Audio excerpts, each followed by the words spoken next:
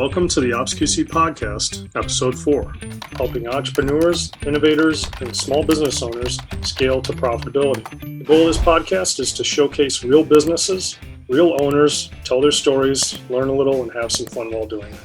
I'm your host, Jared Warwick. Today our guest is Jason Jacobsohn, who's the founder of Propellant Ventures, which is a seed-stage venture capital fund focusing on investments here in Chicago, Illinois, and the greater Midwest. The focus of which is B2B type businesses in healthcare, future work, supply chain, Fintech, and Edtech. In addition, he's also the managing director of the Founder Institute, which is a Chicago-based global network of startups and mentors that helps entrepreneurs launch meaningful and enduring technology companies. They also provide an early-stage accelerator program. Entrepreneurs can launch companies with expert training, feedback, and support from experienced startup CEOs without quitting their day jobs.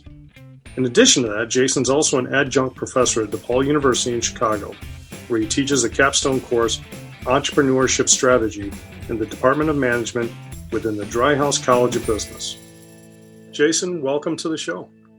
Great. Thank you for having me here.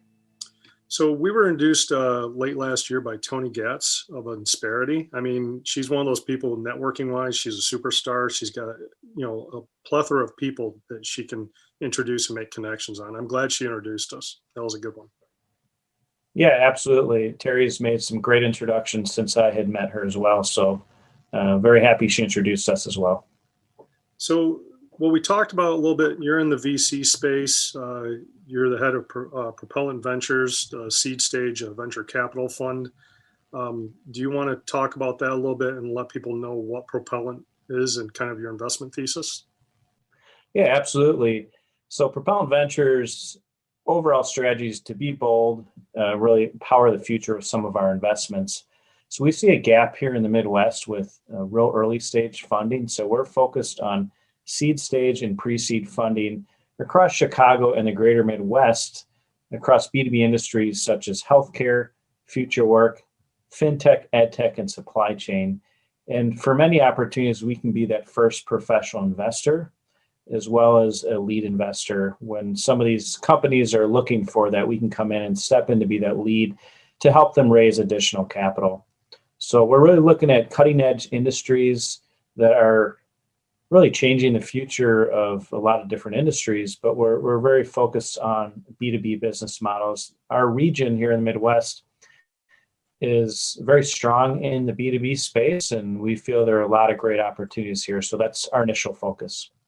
Absolutely. And so over the course of the last couple of years, you've seen this migration from Silicon Valley out to the Midwest area. And I know when, my past, when we were looking for places to relocate Arcanum Alloys, which is a startup I was involved with that went from San Jose out to the Midwest, looking at Columbus, Ohio, Detroit. I mean, it seems like the Midwest states are really embracing this and starting to grow from the VC standpoint and actually offering some significant funds available for startups. Yeah, absolutely. The Midwest is really an untapped region, but more and more activity is happening here. More investors are coming here. We have a lot of great elements here that other markets just don't have. Generally, we have more reasonable valued companies, so you can get in at a good valuation, and we have some of the highest investor returns out of any region in the country. Actually, the Midwest does have the highest investor returns, and Chicago has the highest investor returns out of any city in the country. We have a lower cost of living. We have a good pool of talent. And we have top universities here where a lot of that talent comes from. We have over 100 of the Fortune 500 companies. So we have a lot of R&D money put into this. So we have a lot of great things happening here. And companies from other parts of the country are relocating their businesses to the Midwest because part of that reason is because it's more affordable to build companies here, and innovation happens everywhere. So you don't have to be on the coast to build a great company. And there's been a lot more venture capital firms built here in the region, but also other firms from other regions across the country are starting to take more notice in our region. And it's really happened the last several years. So we are not a flyover region like a lot of people claim we are. We have a lot of great things happening here. So you're going to see more and more activity continuing to really happen here now and really going forward. Totally agree with that. I think in the next couple of years, you're going to see it grow at leaps and bounds.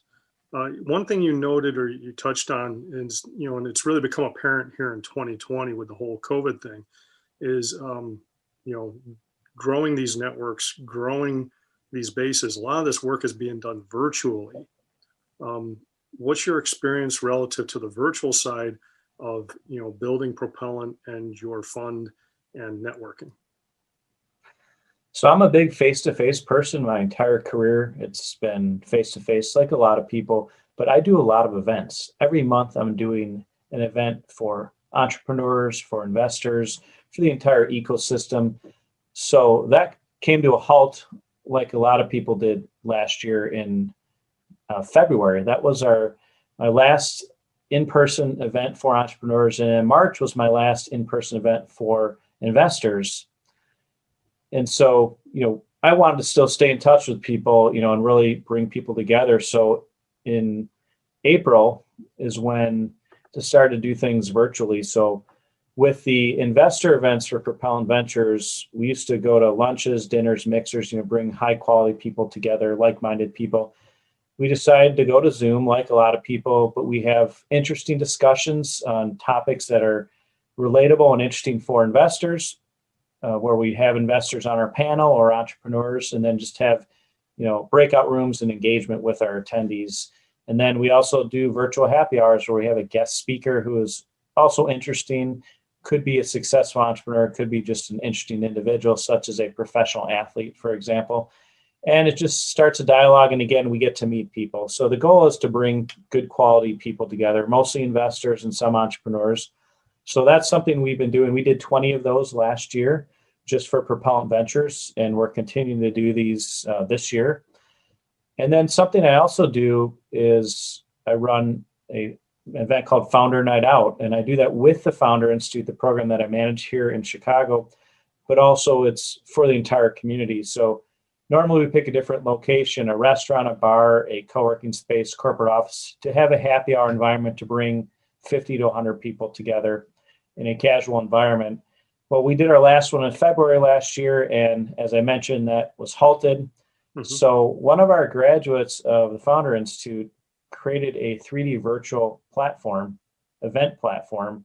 And in April, we went virtual, and I'm always interested in trying new things and, continuing to get the community together. So we did something, we've done 8 of these now since April of last year, and very different than what anyone has probably ever experienced.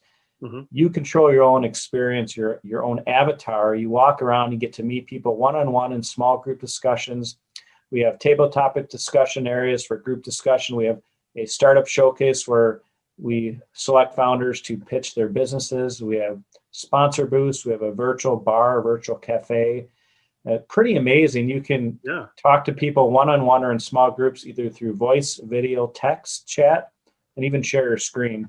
So it just gets better every time. And the team at Gamerjibe, who created it, is continuing to evolve the platform. So I'm really excited about what we're doing. And we have 6 of these planned for this year. So we're going to still continue doing these every month.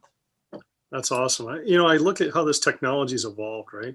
So when COVID hit, some people, prior to COVID, they used some of these tools. They maybe use Skype or things like that. But once COVID hit, Zoom really grew their platform, grew the technology matured. Ring Central is another forum. It's built on the same Zoom platform. There's GoToMeeting, there's Microsoft Teams. All these different technologies have evolved to meet the need. And I think the most interesting is, the one you're talking about where you kind of, blended the virtual reality portion in. So for people who aren't familiar with that, is there something that they need special in order to attend those, any certain technology or any kind of equipment? So that's the beauty of what Gamerjibe has created. It's a browser-based environment. You don't have to download a plugin. You do not have to plug in a VR or virtual reality headset. It's as long as you have a fairly new computer and you're pretty good to go. It's that was something that they were very aware of when they created this, because other competitors or other solutions out there that are 3D require some of those things. Not everyone, but most of them do. And they definitely paid attention to that to try to make it as easy as possible. Now, there's always a learning curve with any new technology, but once you get into the environment, play around with it for a few minutes, it's pretty intuitive to move around. That's pretty interesting. I saw that the other day, and I was intrigued by it, definitely. I see that people doing a lot of unique things just in the networking front. Like, I've been invited to one that's going to occur later this week, where basically they're going to have a beer tasting, and they're going to have one of the brewmasters come in and actually do a coaching session, walking everybody through the beer tasting and what they're doing. So people are being very creative around how they bring people together, how to network, how to make it fun.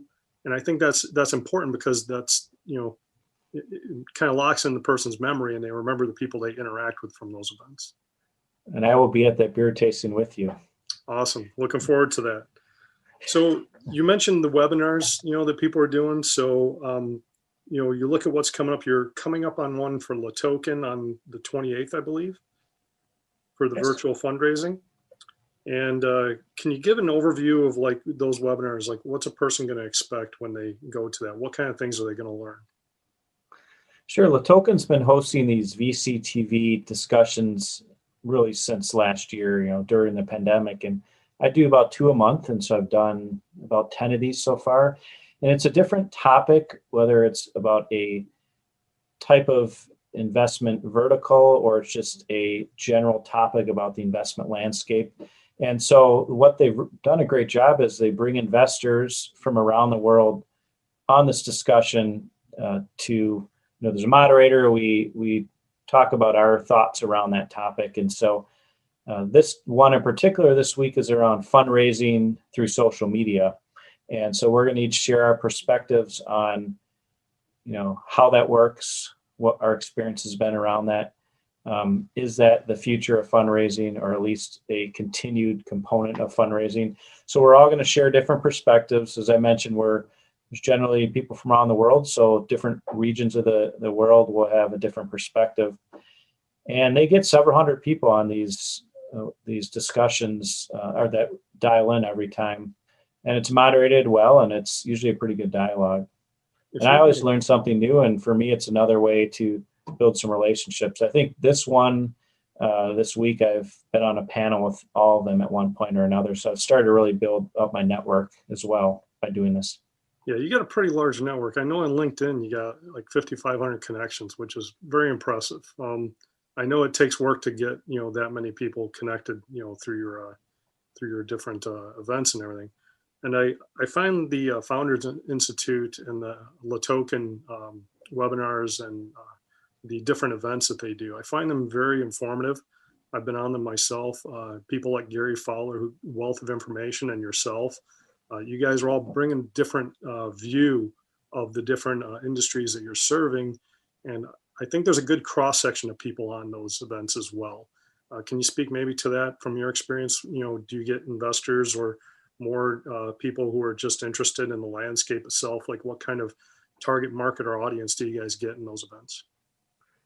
Yeah, so they target investors and entrepreneurs, and so there's definitely a mix on there. I've had several entrepreneurs reach out to me after those VCTV discussions from around the world, and so it's definitely a global audience, but it's people interested in the investment landscape. My gut is probably that it's mostly entrepreneurs that are listening in because they want to learn from investors, and and so that's probably the bulk. But again, there are investors that I'm pretty sure dial in too. But yeah, I've had a few people reach out to me.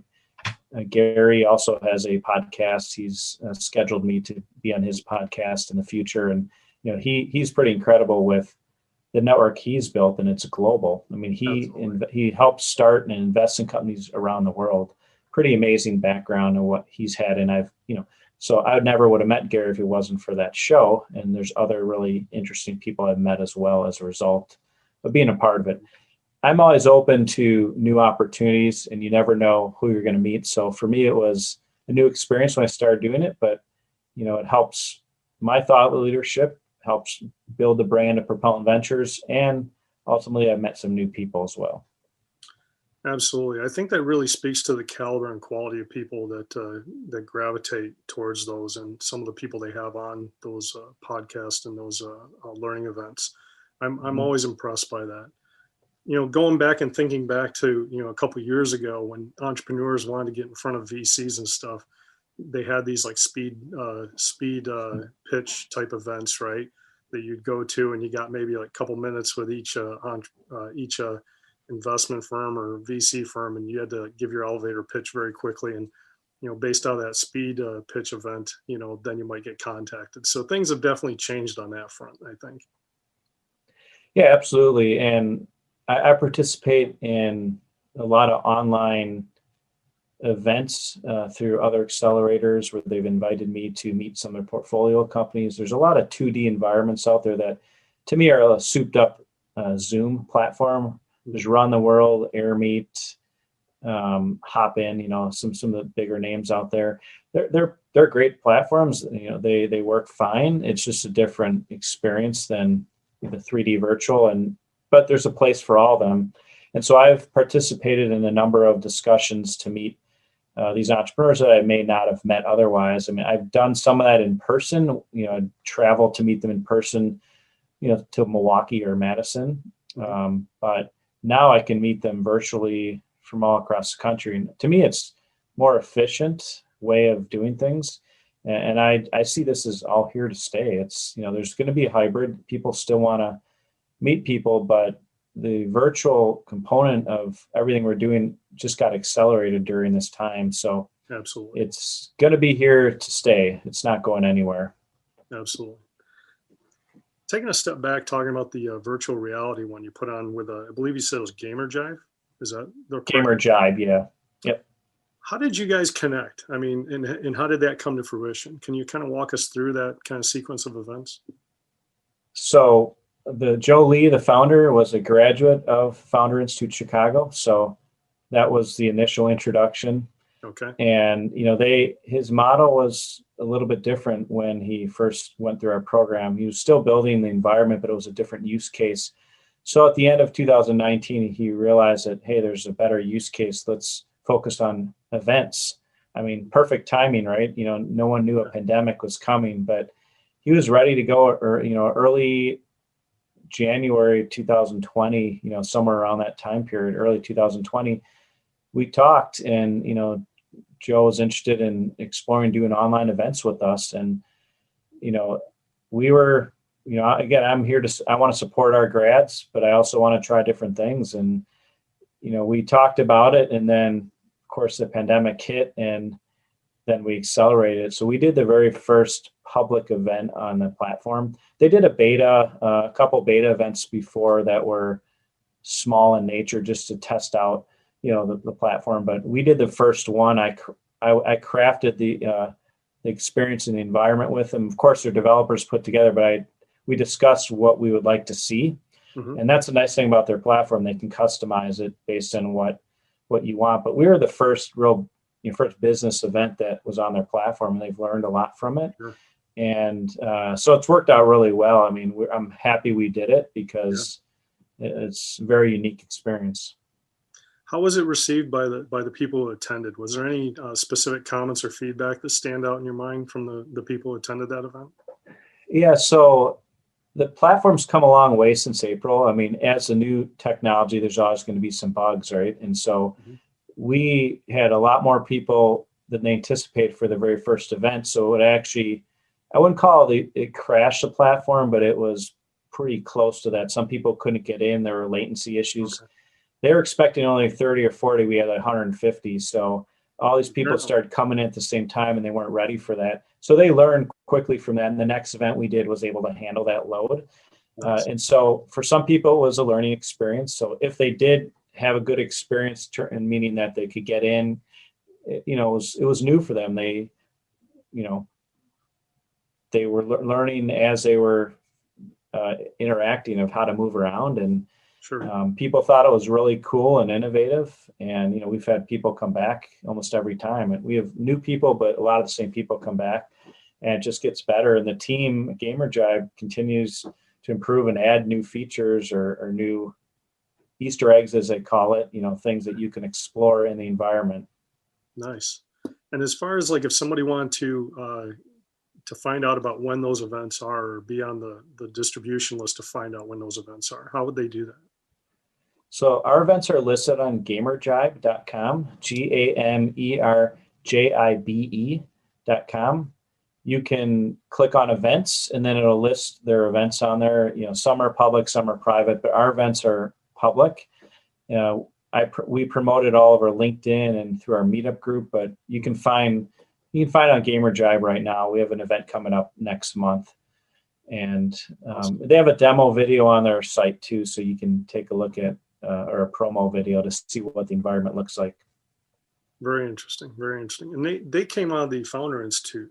So the Founder Institute, is that would you classify that as an incubator, or how would you describe Founder Institute to people? Yeah, so people use accelerator or incubator interchangeably, but our branding, our positioning is it's a pre-seed accelerator. Okay. So our founders are idea stage, early product development, or early market acceptance, generally pre-revenue. Most of our founders are part-time in their businesses. They have day jobs, and the program is designed so you don't have to quit your day job. It's a 16-week program where founders meet with us once a week.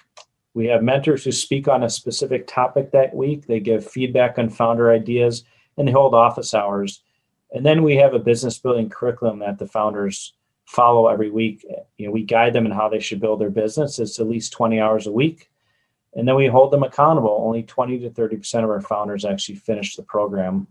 And so we're finishing up our 13th cohort this week, and I've been running Chicago for almost 10 years. The entire program started out Silicon Valley about 12, 13 years ago. I found out about it 10 years ago. I brought it to Chicago.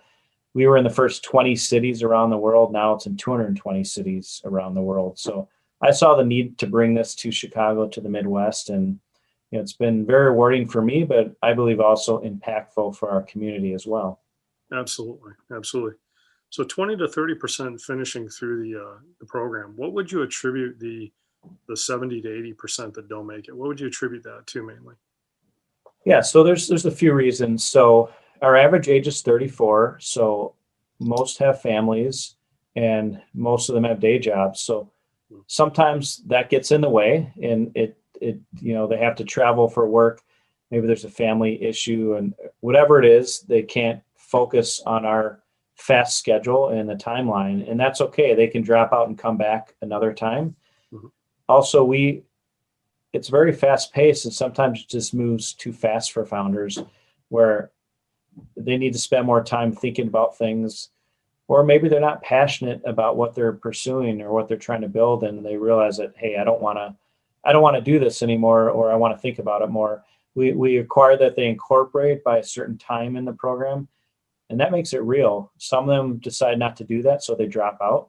Mm-hmm. And so if they're not doing the work that we ask them to do, we may drop them. So we'll drop them, or they'll drop themselves. And I'd say, from my experience here in Chicago, founders drop themselves more than we drop them, but we have no problem dropping them if they're missing certain milestones or checkpoints. Sure. Well, we want the most serious founders to finish the program that can juggle all this. Absolutely, absolutely. And as far as the mentors, where do you pull your mentors from? Is it just your network of people you have, or you have a vetting process for bringing them on? Yeah. So when I launched it 10 years ago in Chicago, it was definitely my network, and our mentors are all tech founders. Okay. So most of them built more than one company, or if they're on the first company, it's at least 2 years of operational history. So when we started, it was really just the network I built by being a part of this ecosystem. We have 30 to 35 active mentors in any given cohort. Mm-hmm. We have had probably a couple hundred active throughout the last 10 years. Interesting thing is we also have accountability across the board. Our founders rate our mentors based on the value that they provide at that particular session. And if they don't get rated high, we won't ask them to come back. So I am personally constantly building up the mentor network or mentor pool. We do 2 programs a year roughly, and I'm always talking to people to add to that list because sometimes our mentors are too busy and they just have to skip a cohort, or we don't ask them to come back, or we may have a mentor cancel last minute because I try to schedule people months in advance. Sure. Sometimes it's too far in advance. In the world of entrepreneurship, things change pretty quickly. So sometimes we have to find a mentor to come in short notice. So I'm constantly building that up. And I met new people as a result of this, whether it's LinkedIn or other referrals from, could be graduates or other mentors. But the work that I do on a regular basis, I'm always in front of entrepreneurs. So there's always new people to add to that mentor pool. Sure.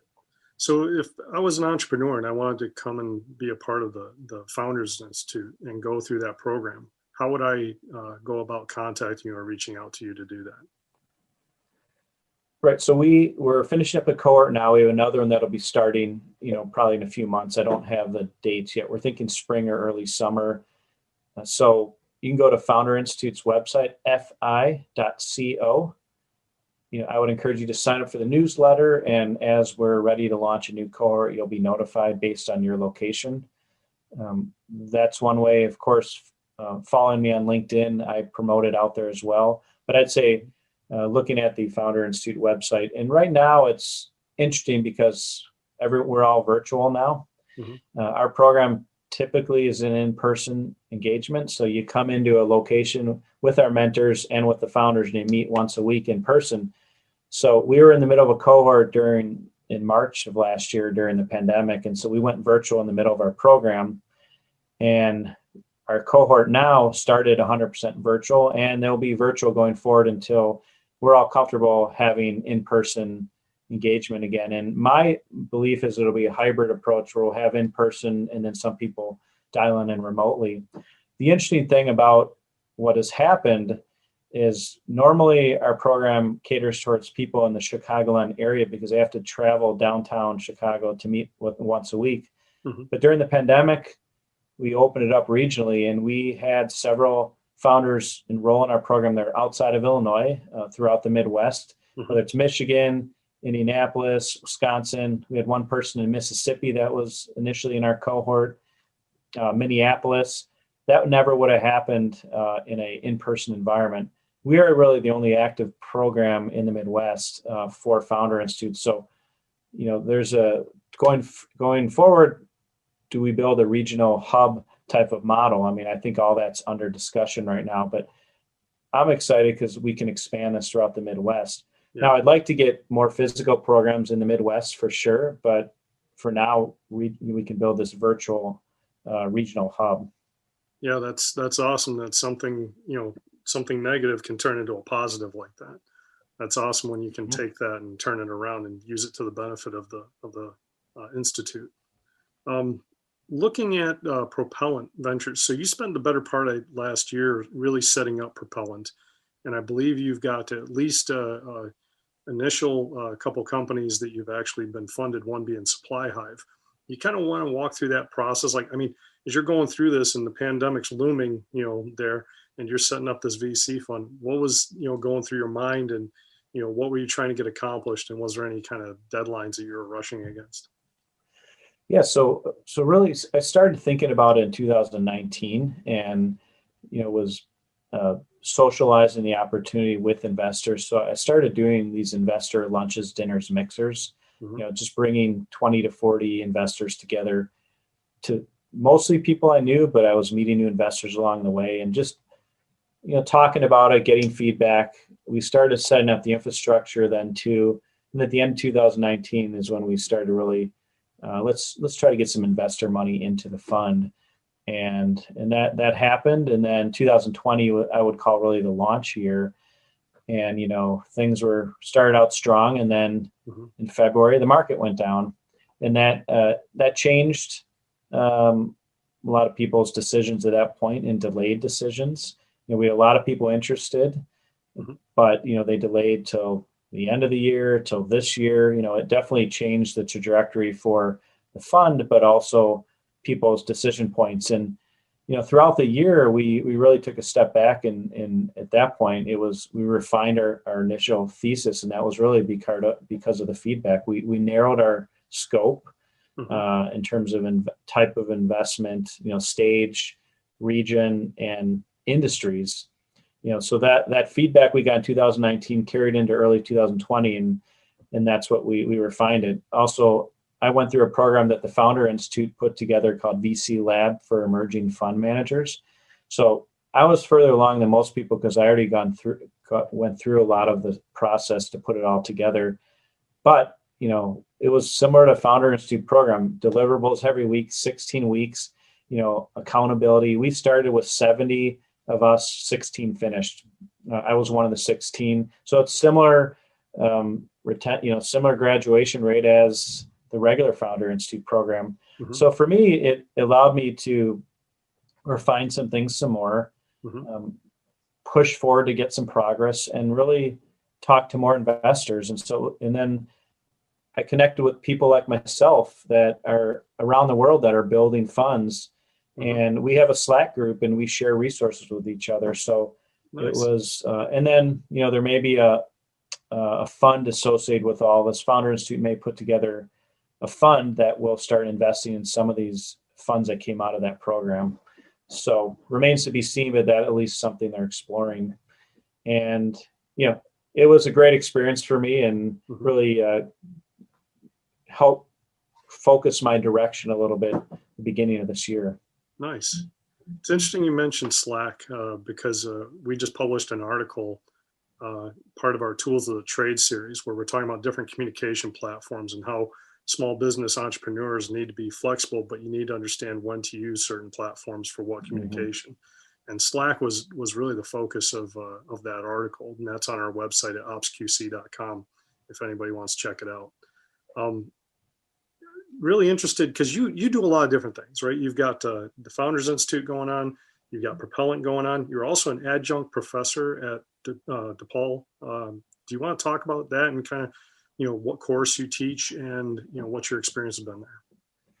Sure. So I got my MBA at Depaul, and I took a lot of entrepreneurship classes. I finished almost 20 years ago, so it's been a long time. But a few years ago, I had the opportunity to teach a class. That was one that I took as a student, so it was interesting and full circle a little bit for me. Sure. And it's entrepreneurship strategy. It's a capstone course where there's seniors that are taking this. It's supposed to bring together all the different business classes they had taken throughout their time at Depaul, but this class is focused on entrepreneurship. The goal is to get them to think more entrepreneurial minded. It's not about starting a company, but it's thinking more innovative and entrepreneurial, whether you're in a larger company or you do want to start a company. But entrepreneurship education is really about expanding your thought process and thinking more entrepreneurial. It's not all about starting companies. And Depaul is a very diverse group of students of people starting companies across industries or working in family businesses. I mean, it's a wide mix. And so I was pretty active and, over the years with the entrepreneurship program at Depaul, their Coleman Entrepreneurship Center, and had the chance in 2017, I believe, to do my first class. Okay. And so, it's one thing about that. And then, so there was a couple year break, and then I got to do it again during this pandemic. Nice. And so it was virtual. So I didn't have to go into the location, but I had, we had a regular Zoom class, and then we use an online system to post all the assignments, videos, and other things. And so that, different experience, but also with that class, we create student teams to work with an entrepreneur on a project. So we had 10 student teams and 10 entrepreneurs that we connected together to work on a deliverable. And that was a big portion of their grade. And it was ideally, it assisted these entrepreneurial companies with a project, whether it was a marketing project, financial modeling, whatever their need was. And so that's the main class I teach. But then Depaul also offered a non-business minor or business minor for non-business students. And it's several classes. They asked me to teach the first class of that. So I created the class myself. That one is completely online asynchronous, so there is no live interaction with the students. So I recorded all the lectures ahead of time, had interview videos, all and assignments. So I created that. It was a nice honor to be asked to do that. So I taught 2 classes at the same time. Now I'm just teaching one, which is the original capstone course that I've taught before. You were well positioned. It's excited to do that. Go ahead. It sounds like you were well positioned, for this pandemic and going to the virtual environment. You've really pieced together the tools really well with the networking part and with the education part. So kudos to you for being able to put all the pieces together in that. I do have a question for you, because you've seen so many different people come through with entrepreneurial views or visions in their mind. When you meet somebody, do you kind of get a feeling for whether or not you think they're going to be an entrepreneur and be successful, or is it really kind of diverse as far as the people you meet? Some people surprise you, maybe. Yeah, I think it's a mix. There is no particular formula for an entrepreneur or for someone that could be successful.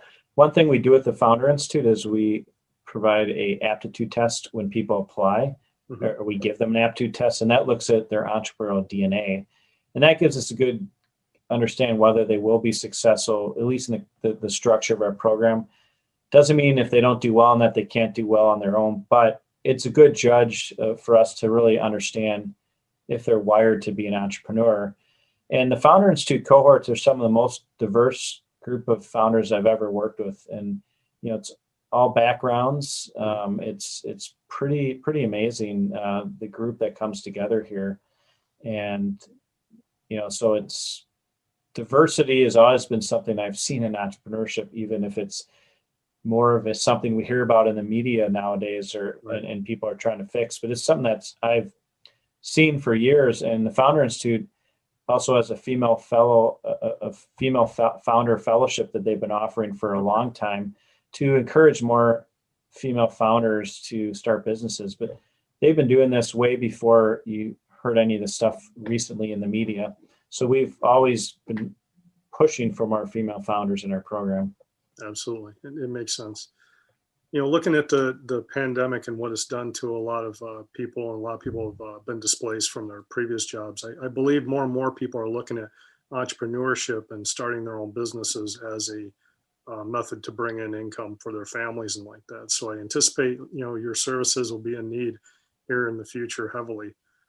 Before we wrap up here, looking at your various businesses, be it Founders Institute or Propellant Ventures, what can people listening do to help you, or what could they provide from feedback or comments, or maybe even going to your site and checking things out? What could help you guys move the ball forward and meet your mission? Yes, I'm always looking to meet interesting people. That Midwest is my focus, but again, I'm happy to meet people anywhere. And I'm a relationship builder. And so as I said, I'm always looking to meet really interesting people, especially people that are interested in, learning about venture capital, learning more about the startup environment. I've spent more than 20 years in the Midwest ecosystem. Now my network and knowledge goes beyond that, but that's where I spent a lot of my time. So, I'm always looking for deal flow, even though, I've got a pretty good network to do that. But again, I'm happy to take a look at other stuff, and just anyone that wants to learn more about venture capital and, like-minded individual, I'm always happy to connect. Absolutely. And I appreciate you coming on the show today there, Jason. Also, always reserve the right to bring you back, because I do think that, we just barely scratched the surface, and there's a lot of things that people want to know about venture capital, and they can put it in the comments below on YouTube, on the podcast, and comment on things they'd like us to talk about in the future. And once we have that feedback, we can bring it back. Yeah, I really appreciate you having me here. This was enjoyable, and happy to come back.